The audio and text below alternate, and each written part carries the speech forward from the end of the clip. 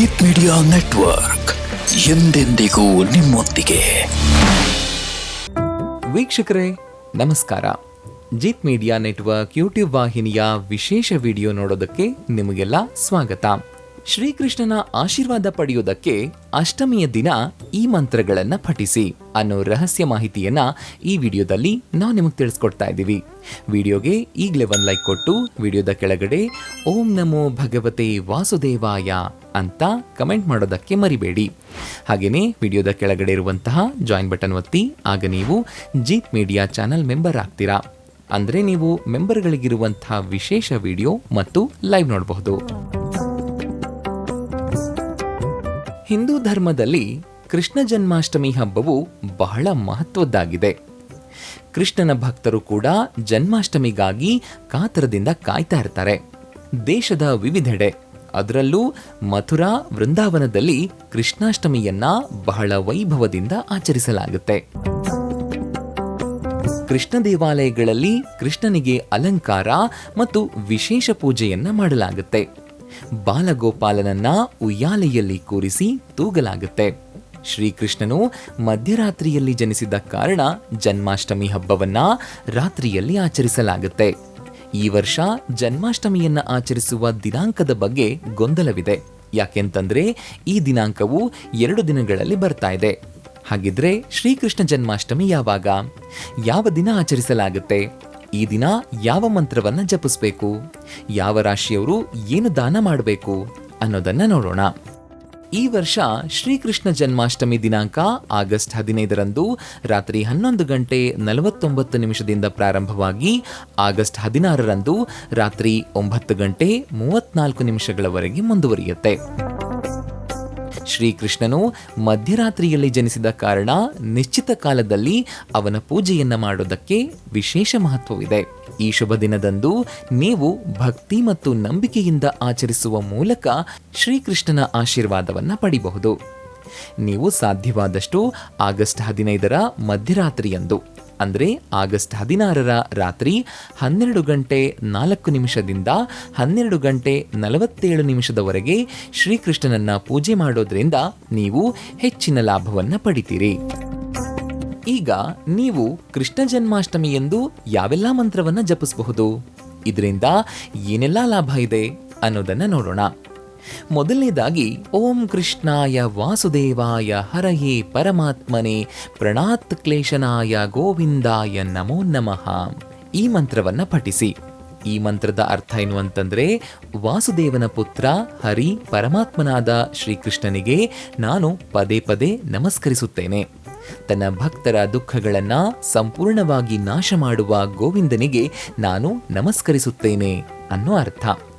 ಈ ಮಂತ್ರವು ಭಕ್ತಿ, ಸಮರ್ಪಣೆ ಮತ್ತು ರಕ್ಷಣಾ ಮನೋಭಾವದಿಂದ ತುಂಬಿರುವಂತಹ ಪವರ್ಫುಲ್ ಆಗಿರುವ ಮಂತ್ರವಾಗಿದೆ. ಈ ಮಂತ್ರವನ್ನ ಪಠಿಸುವಾಗ ಭಕ್ತನು ಶ್ರೀಕೃಷ್ಣನನ್ನು ಎಲ್ಲಾ ರೂಪದಲ್ಲಿ ಸ್ವೀಕರಿಸಬೇಕು. ಈ ಮಂತ್ರವನ್ನ ಭಕ್ತಿಯಿಂದ ಪಠಿಸಿದ್ರೆ ಕೃಷ್ಣನು ನಮ್ಮನ್ನ ಪ್ರತಿಯೊಂದು ದುಃಖ ಮತ್ತು ಬಿಕ್ಕಟ್ಟಿನಿಂದ ಮುಕ್ತಗೊಳಿಸ್ತಾನೆ. ಭಕ್ತಿಯಿಂದ ಈ ಮಂತ್ರವನ್ನ ಪಠಿಸುವ ಮೂಲಕ ನಿಮ್ಮ ಎಲ್ಲ ಅರ್ಧ ಉಳಿದಂತಹ ಕೆಲಸಗಳನ್ನ ಪೂರ್ಣಗೊಳಿಸಬಹುದು. ಓಂ ನಮೋ ಭಗವತಿ ವಾಸುದೇವಾಯ ನಮಃ ಇದು ಶ್ರೀಕೃಷ್ಣನ ಮೂಲ ಬೀಜ ಮಂತ್ರ. ಈ ಮಂತ್ರವು ಎಲ್ಲಾ ರೀತಿಯ ತೊಂದರೆಗಳು, ಭಯಗಳು, ಮಾನಸಿಕ ಒತ್ತಡ ಜೊತೆಗೆ ರೋಗಗಳಿಂದ ಪರಿಹಾರವನ್ನ ನೀಡುತ್ತೆ. ಇದನ್ನ 12 ಅಕ್ಷರಿ ಮಹಾಮಂತ್ರ ಅಂತಾನೂ ಕರೀತಾರೆ. ಈ ಮಂತ್ರವು ತುಂಬಾನೇ ಪವರ್ಫುಲ್ ಆಗಿದೆ. ಇವುಗಳನ್ನು ಪಠಿಸೋದ್ರಿಂದ ನೀವು ಜೀವನದಲ್ಲಿ ಎಂಥ ಕಠಿಣ ಪರಿಸ್ಥಿತಿ ಬಂದರೂ ಕೂಡ, ಎಂಥದ್ದೇ ಸವಾಲುಗಳು ಬಂದರೂ ಕೂಡ ಅದರಿಂದ ಸುಲಭವಾಗಿ ಹೊರಬರೋದಕ್ಕೆ ಸಾಧ್ಯವಾಗುತ್ತೆ. ಮತ್ತೊಂದು, ಓಂ ದೇವಕೀ ನಂದನಾಯ ವಿದ್ಮಹೇ ವಾಸುದೇವಾಯ ಧೀಮಹಿ ತನ್ನೋ ಕೃಷ್ಣ ಪ್ರಚೋದಯಾತ್ ಇದು ಶ್ರೀಕೃಷ್ಣ ಗಾಯತ್ರಿ ಮಂತ್ರ. ಇದರರ್ಥ ನಾವು ದೇವಕೀ ನಂದನ ಶ್ರೀಕೃಷ್ಣನನ್ನು ತಿಳಿದುಕೊಳ್ಬೇಕು, ವಾಸುದೇವನ ಬಗ್ಗೆ ಧ್ಯಾನಿಸಬೇಕು. ದಯವಿಟ್ಟು ಶ್ರೀಕೃಷ್ಣನು ನಮಗೆ ಸ್ಫೂರ್ತಿ ನೀಡಲಿ. ಈ ಮಂತ್ರವು ವಿದ್ಯಾರ್ಥಿಗಳು, ಅನ್ವೇಷಕರು, ಧ್ಯಾನ ಮಾಡುವವರು ಹೇಳಿದ್ರೆ ಇದರಿಂದ ಹೆಚ್ಚಿನ ಪ್ರಯೋಜನ ಸಿಗುತ್ತೆ. ಕ್ರೀಂ ಕೃಷ್ಣಾಯ ನಮಃ ಇದು ಸಹ ಒಂದು ಬೀಜ ಮಂತ್ರವಾಗಿದ್ದು ಇದು ಅನೇಕ ಶಕ್ತಿಗಳ ಕೇಂದ್ರ ಅಂತ ಪರಿಗಣಿಸಲಾಗಿರುವ ಮಂತ್ರವಾಗಿದೆ. ಈ ಮಂತ್ರವನ್ನ ಶ್ರೀಕೃಷ್ಣನೇ ಸ್ವತಃ ಹೇಳಿದ್ದಾನೆ. ಈ ಮಂತ್ರವನ್ನ ಪಠಿಸೋದ್ರಿಂದ ಜೀವನದಲ್ಲಿ ಅಡೆತಡೆಗಳು ದೂರವಾಗುತ್ತವೆ ಮತ್ತು ಮನೆಯಲ್ಲಿ ಸಂತೋಷ, ಶಾಂತಿ ನೆಲೆಸೋದಕ್ಕೆ ಸಾಧ್ಯವಾಗುತ್ತೆ. ಬೆಳಗ್ಗೆ ಬೇಗನೆ ಎದ್ದು ಇದನ್ನ 108 ಬಾರಿ ಪಠಿಸೋದು ಉತ್ತಮ ಅಂತ ಪರಿಗಣಿಸಲಾಗಿದೆ. ಇನ್ನು ಕೊನೆಯದಾಗಿ ಓಂ ಶ್ರೀ ಕೃಷ್ಣಾಯ ಶರಣಂ ಮಾಂ. ಈ ಮಂತ್ರವು ಸಂಪೂರ್ಣ ಶರಣಾಗತಿಯ ಭಾವನೆಯನ್ನ ಒಬ್ಬ ವ್ಯಕ್ತಿಯಲ್ಲಿ ಹುಟ್ಟುಹಾಕುತ್ತೆ. ಒಬ್ಬ ವ್ಯಕ್ತಿಯು ದೇವರಿಗೆ ತನ್ನನ್ನು ತಾನು ಶರಣಾಗತಿಯಾದಾಗ ದೇವರು ಆತನನ್ನ ಎಂದಿಗೂ ಕೈ ಬಿಡೋದಿಲ್ಲ. ಈ ಮಂತ್ರವನ್ನ ವಿಶೇಷವಾಗಿ ಒಬ್ಬ ವ್ಯಕ್ತಿಯು ತೊಂದರೆಯಲ್ಲಿದ್ದಾಗ ಪಠಿಸಿದ್ರೆ ಅವರು ಆ ಕಷ್ಟದಿಂದ ಬಿಡುಗಡೆಯಾಗ್ತಾರೆ. ಇವಿಷ್ಟು ಕೃಷ್ಣ ಜನ್ಮಾಷ್ಟಮಿ ಎಂದು ಪಠಿಸಿ. ಮಂತ್ರ ಹೇಳೋದೇನೋ ಸರಿ, ಆದರೆ ಜನ್ಮಾಷ್ಟಮಿ ದಿನದಂದು ಮಾಡುವ ದಾನವು ಸಾಮಾನ್ಯ ದಾನಗಳಿಗಿಂತ ಹೆಚ್ಚು ಪಟ್ಟು ಹೆಚ್ಚು ಫಲಪ್ರದವಾಗಿರುತ್ತೆ. ಈ ದಿನವು ಉಪವಾಸ ಮತ್ತು ಪೂಜೆಗೆ ಮಾತ್ರವಲ್ಲದೆ ಸೇವೆ ಮತ್ತು ದಾನಕ್ಕೂ ಕೂಡ ಯೋಗ್ಯವಾಗಿರುವಂಥ ದಿನವಾಗಿದೆ. ಈ ದಿನದಂದು ಒಬ್ಬ ವ್ಯಕ್ತಿಯು ತನ್ನ ರಾಶಿಗೆ ಅನುಗುಣವಾಗಿ ಯಾವ ವಿಶೇಷ ವಸ್ತುಗಳನ್ನು ದಾನ ಮಾಡಿದ್ರೆ ಅದರಿಂದ ಆತ ವರ್ಷವಿಡೀ ಶ್ರೀಕೃಷ್ಣನ ಆಶೀರ್ವಾದ ಪಡಿತಾನೆ ಅನ್ನೋದನ್ನ ನೋಡೋಣ. ಮೇಷರಾಶಿಯ ಜನರು ಅಷ್ಟಮಿಯಂದು ಗೋಧಿ ಮತ್ತು ಬೆಲ್ಲವನ್ನ ದಾನ ಮಾಡೋದು ತುಂಬಾನೇ ಶುಭ ಅಂತ ಪರಿಗಣಿಸಲಾಗುತ್ತೆ.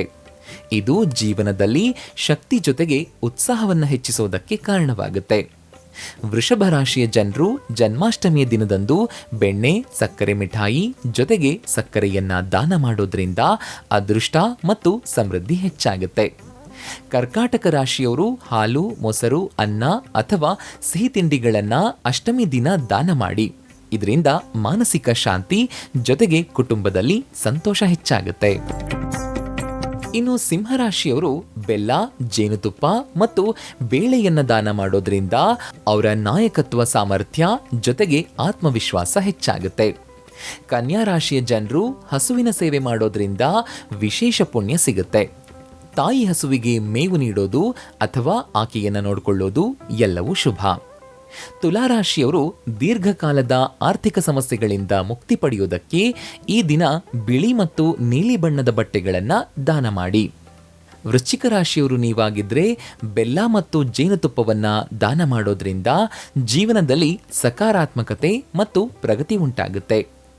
ಇನ್ನು ಧನುರಾಶಿಯವರು ಭಗವದ್ಗೀತೆ ಅಥವಾ ಇತರೆ ಧಾರ್ಮಿಕ ಪುಸ್ತಕಗಳನ್ನು ದಾನ ಮಾಡೋದ್ರಿಂದ ಜ್ಞಾನ, ಧರ್ಮದ ಮೇಲೆ ಒಲವು ಜೊತೆಗೆ ನಂಬಿಕೆ ಹೆಚ್ಚಾಗುತ್ತೆ.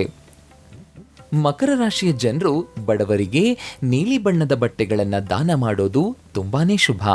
ಇದನ್ನ ಮಾಡೋದ್ರಿಂದ ನೀವು ಮಾಡಿದ ಕರ್ಮಗಳು ನಿವಾರಣೆಯಾಗಿ ನಿಮಗೆ ಶುಭ ಫಲ ಸಿಗುತ್ತೆ. ಇನ್ನು ಕುಂಭರಾಶಿಯಲ್ಲಿ ಜನಿಸಿದ ಜನರು ಹಣವನ್ನು ದಾನ ಮಾಡೋದ್ರಿಂದ ಆರ್ಥಿಕ ಸ್ಥಿರತೆ ಜೊತೆಗೆ ದೈವಿಕ ಆಶೀರ್ವಾದವನ್ನು ಪಡಿತೀರಿ. ಕೊನೆಯದಾಗಿ ಮೀನರಾಶಿಯ ಜನರು ಬಾಳೆಹಣ್ಣು, ಕಡಲೆ ಹಿಟ್ಟು ಲಡ್ಡು, ಸಕ್ಕರೆ ಮಿಠಾಯಿ ಮತ್ತು ಬೆಣ್ಣೆಯನ್ನ ದಾನ ಮಾಡೋದ್ರಿಂದ ಆಸೆಗಳು ಈಡೇರುತ್ತವೆ. ರಾಶಿಯ ಪ್ರಕಾರ ನೀವು ಇವುಗಳನ್ನು ದಾನ ಮಾಡೋದ್ರಿಂದ ನಿಮ್ಮ ಎಲ್ಲ ಆಸೆಗಳು, ಆಕಾಂಕ್ಷೆಗಳು ಈಡೇರುತ್ತವೆ. ಕೃಷ್ಣ ಜನ್ಮಾಷ್ಟಮಿ ದಿನ ತಪ್ಪದೇ ಇದನ್ನ ಮಾಡಿ. ವೀಕ್ಷಕರೇ, ನೋಡಿದ್ರಲ್ವಾ? ಶ್ರೀಕೃಷ್ಣನ ಆಶೀರ್ವಾದ ಪಡೆಯುವುದಕ್ಕೆ ಅಷ್ಟಮಿಯ ದಿನ ಈ ಮಂತ್ರಗಳನ್ನು ಜಪಿಸಿ ಅನ್ನೋ ಮಾಹಿತಿಯನ್ನು ತಿಳಿಸ್ಕೊಟ್ಟಂತಹ ಇವತ್ತಿನ ಈ ವಿಡಿಯೋ ನಿಮಗೆ ಇಷ್ಟ ಆಗಿದೆ ಅಂತ ಭಾವಿಸ್ತೀನಿ. ಇಷ್ಟ ಆದರೆ ಈ ವಿಡಿಯೋಗೆ ಒಂದು ಲೈಕ್ ಕೊಡಿ. ಅಷ್ಟೇ ಅಲ್ಲ, ನಿಮ್ಮ ಸ್ನೇಹಿತರಿಗೆ ಮತ್ತು ಸಂಬಂಧಿಕರಿಗೆ ಶೇರ್ ಮಾಡೋದಕ್ಕೆ ಮರಿಬೇಡಿ. ಜೀತ್ ಮೀಡಿಯಾ ನೆಟ್ವರ್ಕ್ ಚಾನೆಲ್ನ ಸಬ್ಸ್ಕ್ರೈಬ್ ಆಗಿ, ಹಾಗೆಯೇ ವಿಡಿಯೋದ ಕೆಳಗಡೆ ಇರುವಂತಹ ರೆಡ್ ಬೆಲ್ ಐಕಾನ್ ಪ್ರೆಸ್ ಮಾಡಿ ಆಲ್ ನೋಟಿಫಿಕೇಶನ್ ಒತ್ತೋದಕ್ಕೆ ಮರಿಬೇಡಿ. ಜೀತ್ ಮೀಡಿಯಾ ನೆಟ್ವರ್ಕ್ ವಿಡಿಯೋಗಳು ನಿಮಗಿಷ್ಟ ಆದರೆ ಈ ವಿಡಿಯೋದ ಕೆಳಗಡೆ ಇರುವಂತಹ ಥ್ಯಾಂಕ್ಸ್ ಮತ್ತು ಜಾಯಿನ್ ಬಟನ್ನ ಪ್ರೆಸ್ ಮಾಡಿ ನಮ್ಮ ಪ್ರಯತ್ನವನ್ನು ಬೆಂಬಲಿಸಿ. ಜೀತ್ ಮೀಡಿಯಾ ನೆಟ್ವರ್ಕ್ ಸಮಸ್ತ ವೀಕ್ಷಕರಿಗೆ ಮಾತೆ ಮಹಾಲಕ್ಷ್ಮಿಯ ಆಶೀರ್ವಾದ ಸದಾ ಇರಲಿ ಅಂತ ಕೇಳ್ತಾ ಇವತ್ತಿನ ಈ ವಿಡಿಯೋನ ಇಲ್ಲಿಗೆ ಮುಗಿಸ್ತಾ ಇದ್ದೀನಿ. ನಮಸ್ಕಾರ.